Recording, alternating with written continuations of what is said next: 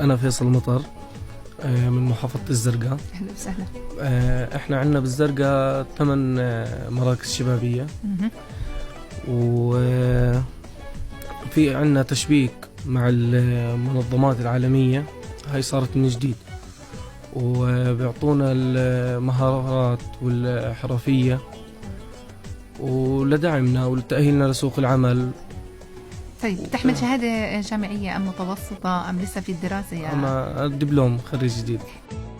طبعا يعني هم فاتحين لنا مجال كثير كبير، بدعمونا بالمبادرات، بالمعسكرات، بالورشات اليومية، معسكرات يومية داخل المركز، وبكثير شغلات يعني. نعم.